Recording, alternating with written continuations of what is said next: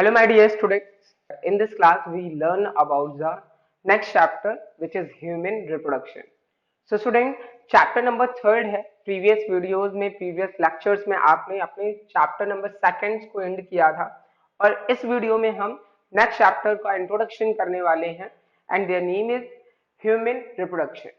So, students, human reproduction के बारे में अगर बात करूं और इस chapter के introduction के बारे में मैं बात करूं, तो मैं सिंपल सा मीनिंग आपको बताना चाहता हूं कि हम ह्यूमन बीइंग, दैट मींस अपने बारे में, ओके हम अपने बारे में मेल रिप्रोडक्टिव ऑर्गन्स और फीमेल रिप्रोडक्टिव ऑर्गन्स और उनमें गैमेटोजेनेसिस कैसे होती है, देन पूरी डिलीवरी कैसे होती है, एंड देन प्रेगनेंसी स्टेजेस क्या है, ठीक है, एंड देन लास्ट में हम लैक्टेशन की प्रोसेस पे एंड करेंगे.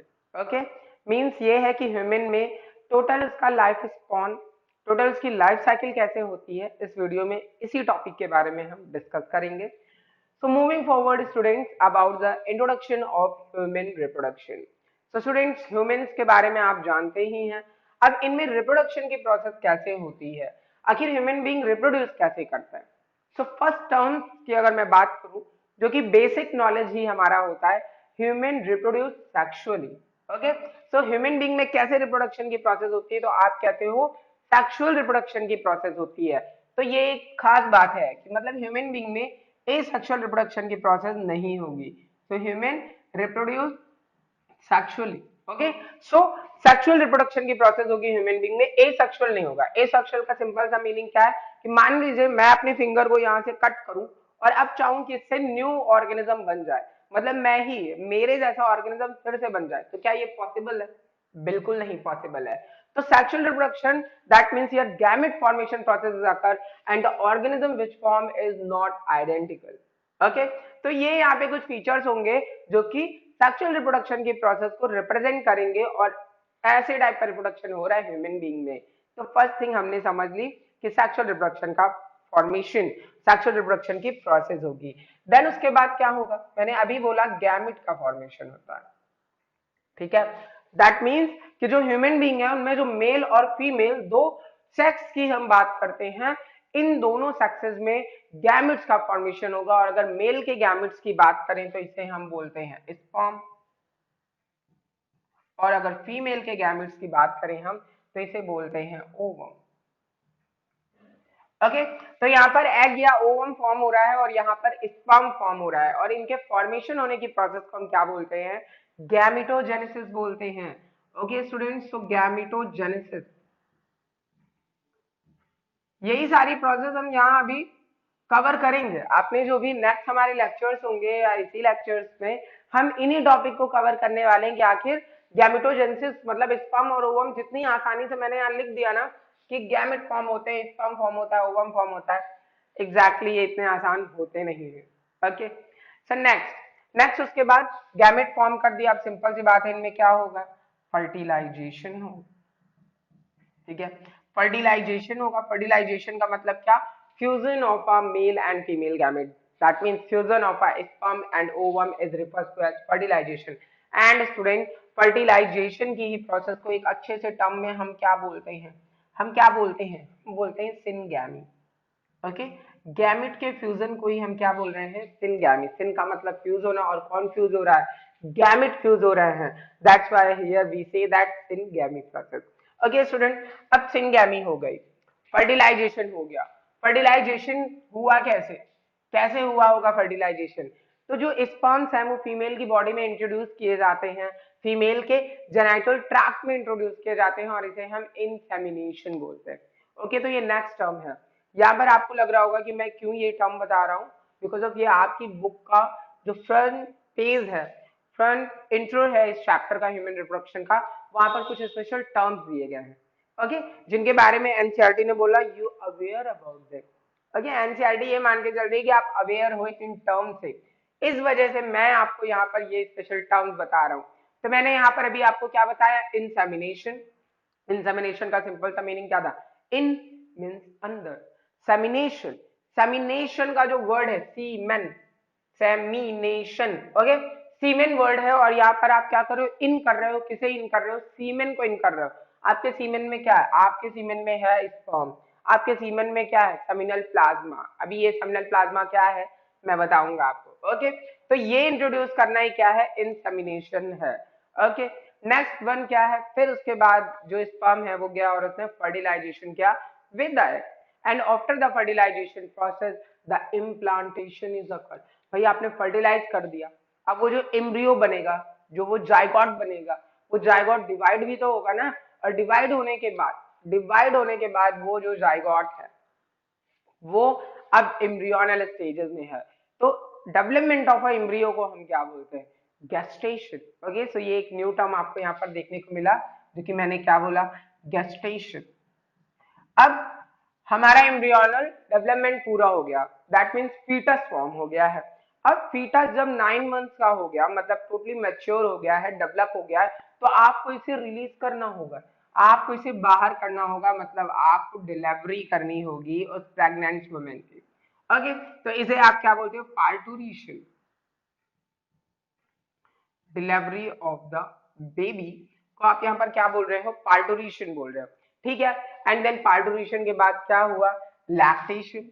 डिलीवरी के बाद क्या होगा, तो आपने बताया लैक्टेशन होगा, और लैक्टेशन का मतलब क्या है, production of a milk in a female body. Okay, जो फीमेल बॉडी है उनमें मिल्क का प्रोडक्शन होगा, जिसे हम लैक्टेशन बोल रहे हैं। लैक्टोज वर्ड को समझो है ना, लैक्टोज, और लैक्टोज कौन सी शुगर है, मिल्क शुगर है।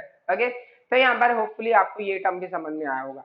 अब जो ह्यूमन बींग है वो ह्यूमन रिप्रोडक्शन कर रहा है और वो एक बेबी को बॉर्न कर रहा है, तो इसका मतलब ह्यूमन बींग कैसा ऑर्गेनिज्म होता है, ह्यूमन बींग वीवी पैरस होता है। Okay, those organisms which give the birth young ones, okay, that's refers to as a viviparous.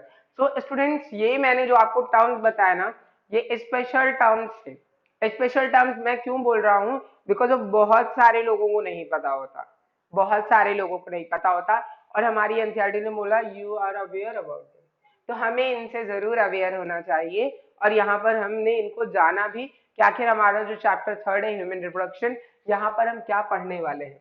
यहाँ पर हम इन्हीं सब प्रोसेसेस को पढ़ने वाले हैं, इन्हीं सब टर्म्स को पढ़ने वाले थे, और जितनी आसानी से इन टर्म्स को लिखा है हमने, चाहे वो गेस्टेशन हो, पार्टुरेशन हो, या फिर हमारा गैमेटोजेनेसिस ही क्यों ना हो, इन सारे टर्म्स को हमने यहाँ पर लिखा जितनी आसानी से है, बोला भी जितनी आसानी से है, ये उतनी ही आसानी से मैं आपको फॉर्म करके भी दिखाऊंगा, तो आपको कोई प्रॉब्लम नहीं होगी। तो student, moving forward about the next topic, करें हम लोग नेक्स्ट टॉपिक। नेक्स्ट टॉपिक हमारा क्या है, male reproductive system. Okay, so students, यहाँ पर अब हम जो अपना नेक्स्ट टॉपिक पढ़ने वाले हैं, वो नेक्स्ट टॉपिक क्या है, मेल रिप्रोडक्टिव सिस्टम है। सो स्टूडेंट, यहाँ पर हम रिप्रोडक्टिव सिस्टम क्यों बोल रहे हैं, because of here one organ is not present, here more than one organ is formed for the process of for the formation of a male reproductive system. Okay, तो जहां पर हम बहुत सारे ऑर्गन की बात करते हैं ना, वहां पर हम सिर्फ ऑर्गन नहीं, उसे सिस्टम नाम देते हैं। ठीक है, तो यहाँ पर बहुत सारी प्रोसेस पढ़ने वाले हैं हम, मेल रिप्रोडक्टिव सिस्टम में पढ़ने वाले हैं। मेल रिप्रोडक्टिव सिस्टम का डायग्राम आप देख पा रहे हैं। ठीक है, ये डायग्राम अभी मैं आपको दिखाता हूँ, समझाता हूँ कि आखिर इनमें क्या क्या चीजें प्रेजेंट होती हैं। तो नेक्स्ट हम इसे देखते हैं कि क्या क्या चीजें हैं मेल रिप्रोडक्टिव सिस्टम में, और आखिर मेल रिप्रोडक्टिव पार्ट और मेल रिप्रोडक्टिव मेन ऑर्गन क्या होता है। तो स्टूडेंट, फर्स्ट जो ऑर्गन है यहाँ पर हमारे पास मेल रिप्रोडक्टिव सिस्टम में, और वो फर्स्ट ऑर्गन क्या होता है हमारा, टेस्टिस। ओके, तो स्टूडेंट, हम मेल की बात कर रहे हैं, मतलब हम अपनी बात कर रहे हैं, और यहाँ पर जो मेन ऑर्गन है, वो मेन ऑर्गन क्या होता है, टेस्टिस होता है। तो ये बात जरूर ध्यान दीजिएगा, मोस्टली हम लोग कुछ और आंसर देते हैं, मोस्टली हम पेनिस को बोल देते हैं कि ये हमारा मेन रिप्रोडक्टिव ऑर्गन है, बट अब आप ऐसी मिस्टेक बिल्कुल नहीं करेंगे, बिकॉज अब मैंने आपको यहाँ बता दिया testis is a main male reproductive part. Okay student, next organ क्या होता है, सो नेक्स्ट ऑर्गन्स होती है हमारी एसेसरी डक्ट। ठीक है, तो आपने यहाँ पर क्या बोला कि सर ने अभी अभी मुझे बताया कि एसेसरी डक्ट जो होती हैं वो मेल में सेकेंड रिप्रोडक्टिव ऑर्गन का पार्ट होती है। ठीक है, थर्ड क्या होती है, थर्ड यहाँ पर प्रेजेंट होती हैं कुछ ग्लैंड्स प्रेजेंट होती हैं, जो कि हमारे मेल रिप्रोडक्टिव सिस्टम को फॉर्म करती हैं। आफ्टर दैट फोर्थ स्ट्रक्चर क्या होता है, तो फोर्थ स्ट्रक्चर आप बताते हो कि sir external genitalia, external genitalia present होता है, जो कि एक्सटर्नल एक तरीके की ओपनिंग होती है। सो ये फोर स्ट्रक्चर जो है वो मोस्ट इंपॉर्टेंट पार्ट है, मोस्ट इंपॉर्टेंट स्ट्रक्चर का फॉर्मेशन करते हैं मेल रिप्रोडक्टिव सिस्टम में। एक बार फिर से इनको जल्दी से कर लेते हैं, रिवाइज कर लेते हैं ना। तो मैंने यहाँ पर सबसे पहले क्या बताया, टेस्टिस प्रेजेंट है, जो कि most main male reproductive organ है। अगर आपसे कोई पूछेगा मेल रिप्रोडक्टिव ऑर्गन बताओ मेल्स में, तो आपका आंसर क्या होना चाहिए, टेस्टिस होना चाहिए। ओके, देन अगर आपसे पूछा गया एसेसरीज ऑर्गन क्या क्या है, ठीक है, और कौन कौन से, मतलब आप सारे ऑर्गन्स के पार्ट, सारे ऑर्गन्स के नेम बताओ, तो आप बताओगे उनको एसेसरी डक्ट होती है, आप बताओगे उनको ग्लैंड्स होती हैं, और आप उनको बताओगे कि एक्सटर्नल जेनाइटेलिया होता है, जो कि एक मेल रिप्रोडक्टिव सिस्टम का फॉर्मेशन करता है। मतलब ये रिप्रोडक्टिव ऑर्गेनिज्म है, रिप्रोडक्शन की प्रोसेस में हेल्प करते हैं। तो होपफुली आपको इतनी चीजें क्लियर हो गई होंगी, फोर चीजें क्लियर हो गई होंगी। अब जो हमारा ये फर्स्ट पार्ट है, इसके डिस्क्रिप्शन को समझते हैं। Okay student, so are you getting these points? Okay, next point को मैं आपको समझाता हूँ। नेक्स्ट पॉइंट हमारे क्या है, नेक्स्ट पॉइंट है हमारे कुछ स्पेशल, मतलब टेस्टिस को अब हम डीपली समझने वाले हैं। और जब मैं डीपली आपको इसे समझाऊं, तो हर एक मेल में कितने टेस्टिस प्रेजेंट होते हैं, 2 इन नंबर। ओके, टोटल कितने नंबर्स में प्रेजेंट है, तो आपने कहा 2 इन नंबर्स में प्रेजेंट होते हैं। देन उसके बाद इनका लेंथ कितना होता है, तो आप बताते हो 4 to 5 सेंटीमीटर लेंथ होती है इनकी। विड्थ इनकी कितनी होती है, तो आप कहते हो 2 to 3 सेंटीमीटर इनकी विड्थ होती है। ओके स्टूडेंट, अब यहाँ पर हम कुछ और इंपॉर्टेंट फैक्ट करने वाले हैं। दरअसल जो मेल्स में, मेल्स के गोनैड्स हैं, मतलब जो रिप्रोडक्टिव स्ट्रक्चर है जिसे हम टेस्टिस बोल रहे हैं, ये एब्डोमिनल केविटी में नहीं प्रेजेंट होते। ओके, हम क्या बताते हैं, ये हमारी वेंट्रल सरफेस होती है हमारी बॉडी की, और बैक साइड पे हमारी डॉर्सल सरफेस होती है, ठीक है। सो वेंट्रल सरफेस में जो इतनी केविटी जहां पर हमारा लंग्स और हार्ट प्रेजेंट होता है, हम इसे थोरैसिक केविटी बोलते हैं। और थोरैसिक कैविटी के नीचे की जो केविटी होती है, इसे हम एब्डोमिनल केविटी बोलते हैं। मतलब जो भी ऑर्गन नीचे प्रेजेंट है, उन्हें हम बोल रहे हैं कि हमारे एब्डोमिनल केविटी में प्रेजेंट है। बट टेस्टिस जो है वो एब्डोमिनल केविटी के बाहर प्रेजेंट होता है, बाहर प्रेजेंट होता है, और साथ ही साथ एक सैक लाइक स्ट्रक्चर में प्रेजेंट होता है, ठीक है, एक बैग लाइक स्ट्रक्चर में प्रेजेंट होता है, जिसे हम स्कॉर्टम बोलते हैं। ठीक है, तो ये जहां पर प्रेजेंट है वो क्या है, वो एक स्कॉर्टम में प्रेजेंट होता है। ठीक है, अब ये क्यों एब्डोमिनल केविटी से बाहर है, ये क्वेश्चन पूछा जाता है कि आखिर जो हमारी बॉडी में दो टेस्टिस प्रेजेंट है, ये क्यों हमारी एब्डोमिनल केविटी से बाहर होता है, क्यों बाहर होता है, पता है आपको? ये बाहर इसलिए होते हैं क्योंकि हमारी बॉडी का टेम्परेचर होता है 37 डिग्री सेल्सियस, और जो स्पर्म के फॉर्मेशन करने के लिए, स्पर्म को फॉर्म करने के लिए जो प्रॉपर टेम्परेचर चाहिए, जो अच्छा वाला टेम्परेचर चाहिए, वो टेम्परेचर होना चाहिए 2 to 3 degree Celsius less than the body. That means अगर हम बात करें 34 35 डिग्री सेल्सियस अगर टेम्परेचर है, so that is a proper and good temperature for the formation of a sperm. Okay student, so sperms को 2 to 3 degree Celsius normal body temperature से कम चाहिए, low temperature चाहिए, तभी स्पर्म फॉर्म हो पाएंगे इस ऑर्गन में। That's why this is present outside from our abdominal cavity. Hopefully ये पॉइंट्स आप अंडरस्टैंड कर पाए होंगे। ओके, सो मैंने यहाँ पर अभी आपको क्या बताया कि अगर ये एक क्या है, हमारी टेस्टिस का स्ट्रक्चर है, और यहाँ पर अगर मैं आपको ये बता रहा हूँ कि टोटल 2 इन नंबर्स में प्रेजेंट है, एब्डोमिनल केविटी से बाहर प्रेजेंट है, सैक लाइक स्ट्रक्चर जिसे हम क्या स्कॉल्टम बोल रहे हैं, इसमें ये प्रेजेंट है।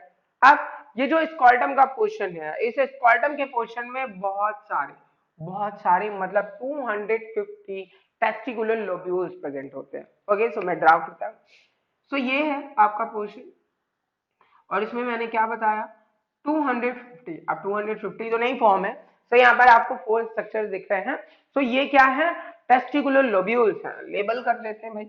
इसको मैंने आपको बताया स्कॉल्टम है, ठीक है, ये जो मैंने बताया है ये क्या है, टेस्टिकुलर लोब्यूल्स हैं।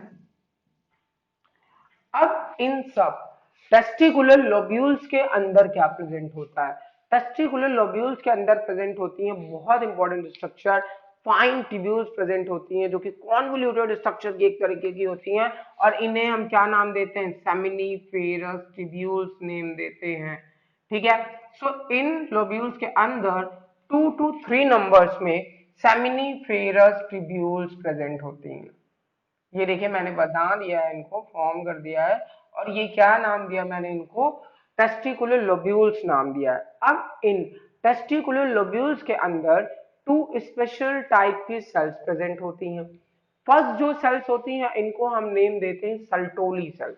ओके, मैं इन्हें फॉर्म करने के लिए एक अलग स्ट्रक्चर बना देता हूं जिससे आप इजिली वे में समझ सके। ठीक है, ये हमारी है सेमिनिफेरस ट्यूब्यूल्स, और इन ट्यूब्यूल्स में लाइंड है 2 लेयर्स। ओके, जिनमें से हम फर्स्ट वन को क्या मैंने नेम दिया, सर्टोली सेल।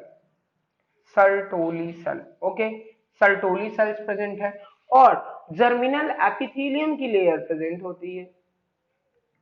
जर्मिनल एपिथेलियम की लेयर प्रेजेंट होती है जिसे हम स्पर्मेटोगोनिया बोलते हैं। ओके, या फिर जर्म सेल्स बोलते हैं। तो क्या नेम दे रहे हैं हम, स्पर्मेटोगोनिया, या फिर इसे और क्या बोलते हैं हम, जर्म सेल्स बोलते हैं। सो स्टूडेंट्स, इनका फंक्शन पूछा जाता है एग्जाम में। सर्टोली सेल्स क्या करती है, जो स्पर्मेटोगोनिया है या फिर जो जर्म सेल्स है, फर्दर ये स्पर्म का फॉर्मेशन करते हैं। ओके, ये किसका फॉर्मेशन करते हैं, ये स्पर्म का फॉर्मेशन करते हैं, और इन स्पर्म, डेवलपिंग स्पर्म को न्यूट्रिशन देने का जो वर्क है वो किसका है, सर्टोली सेल का। क्लियर हो गया है इतना, क्लियर है, पक्का, आगे बढ़े। नेक्स्ट समझिए, नेक्स्ट क्या है, मैंने अभी आपको बताया कि ये थी सेमिनिफेरस ट्यूब्यूल्स। अब इन सेमिनिफेरस ट्यूब्यूल्स के बीच में आप क्या देख रहे हैं, इनके बीच में आप स्पेस देख रहे हैं बच्चा। ठीक है, ये स्पेस देख रहे हैं ना, ये स्पेस प्रेजेंट है। इस स्पेस को हम क्या बोलते हैं, इंटरस्टिशियल स्पेसेस बोलते हैं। क्या बोलते हैं, इंटरस्टिशियल स्पेसेस बोलते हैं। और इन इंटरस्टिशियल स्पेसेस में क्या प्रेजेंट होता है, इन इंटरस्टिशियल स्पेसेस में एक स्पेशल स्ट्रक्चर प्रेजेंट है, या एक स्पेशल टाइप की सेल प्रेजेंट है जिसे हम लीडिक सेल्स बोलते हैं, और साथ ही साथ इनमें ब्लड वेसल्स भी प्रेजेंट होते हैं। ठीक है, तो यहाँ पर इसका क्या नेम दिया, तो इसका नेम मैंने आपको बताया कि इनका नेम हम स्पेशल दे रहे हैं। जैसे अगर मैं यहां बना दूं, ठीक है, तो इनका स्पेशल नेम हम क्या दे रहे हैं, इनका नेम मैंने आपको बताया लीडिक सेल। ठीक है, हम इन्हें क्या नेम दे रहे हैं, लीडिक सेल नेम दे रहे हैं। तो होपफुली आपको ये भी समझ में आ गया होगा कि इनके बीच में क्या प्रेजेंट है, लीडिक सेल। अब लीडिक सेल का क्या फंक्शन है, एग्जाम में बहुत ज्यादा पूछा आता है, function of Sertoli cell, function of the Leydig cell. So Leydig cells क्या होती हैं, ये एंड्रोजन हार्मोन सेक्रेट करती हैं। ये क्या करती हैं, टेस्टिकुलर हार्मोन सेक्रेट करती हैं जिन्हें हम एंड्रोजन बोलते हैं, और ये एंड्रोजन प्रमोट करते हैं स्पर्म के फॉर्मेशन को। ओके, सो जब ह्यूमन मेल, जो मेल है वो आता है, रीच करता है प्यूबर्टी एज पे। प्यूबर्टी एज, प्यूबर्टी का मतलब क्या होता है पता होगा आई थिंक आपको। प्यूबर्टी का मीनिंग क्या होता है, प्यूबर्टी का मीनिंग होता है अ ऑर्गेनिज्म और a human being get reach, get take sexual maturity. जब कोई ऑर्गेनिज्म सेक्सुअली मैच्योर होगा, मेंटली मैच्योरेशन की बात नहीं कर रहा, मेंटली अगर मैं ये कहूं कि भाई आप दिमाग से बहुत ज्यादा मैच्योर हो, ठीक है, तो उसके पीछे रीजन होगा कि मैंने क्यों ये फैक्ट बोला।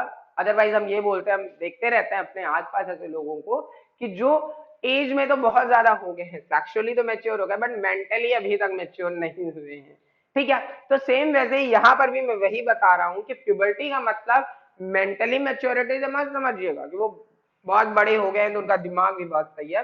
हम यहाँ पर सिर्फ इस कॉन्सेप्ट को कह रहे हैं कि प्यूबर्टी का मीनिंग होता है organism gate sexually mature. For example अगर फीमेल की बात करते हैं तो 11 to 13, और मेल्स की बात करते हैं तो 12 to 13 to 14। ओके, ये एज ग्रुप होता है जहां पे वो रीच करता है प्यूबर्टी के स्टेज में। ओके, नेक्स्ट समझिएगा, तो मैंने यहाँ पर आपको लीडिक सेल का फंक्शन भी बता दिया।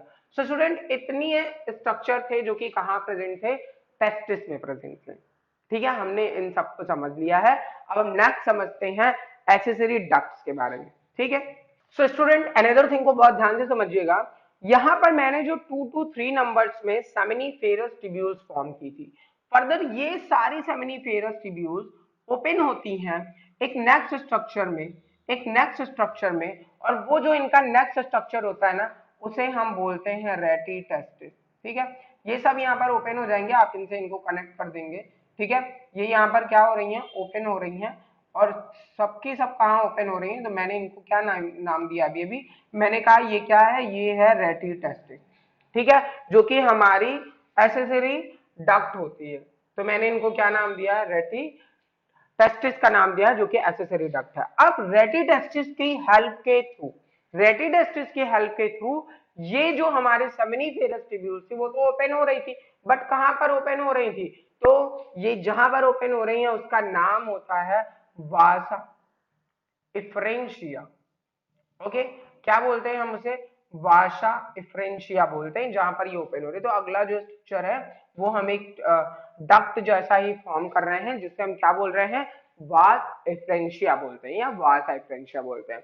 देन थर्ड स्ट्रक्चर, उसके बाद ये सब एक्यूमुलेट होकर के, ये सब एक्यूमुलेट होकर के यहाँ पर एक्यूमुलेट होकर के ये कौन सा स्ट्रक्चर फॉर्म करते हैं, मतलब ये थर्ड एसेसरी डक्ट फॉर्म करते हैं, जिसे हम एपिडायडमस बोलते हैं।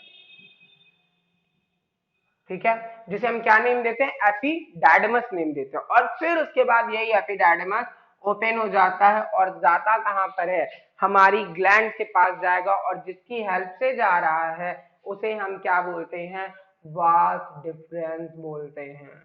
ठीक है, वास डिफरेंस बोलते हैं। ओके स्टूडेंट्स, तो फिर से एक बार हम इसे रिवाइज करते हैं।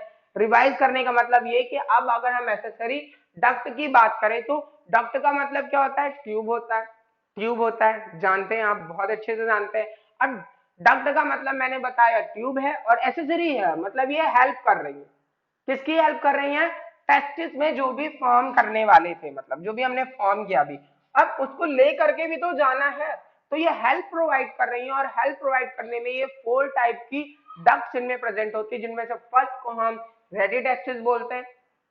Through the help of a radiotestis, it opened into the vas differentia, and after the opening of a vas differentia, it accumulated and forming the epididymis structure. And this epididymis structure is get open into vas deferens, and vas deferens is open into the glands structure.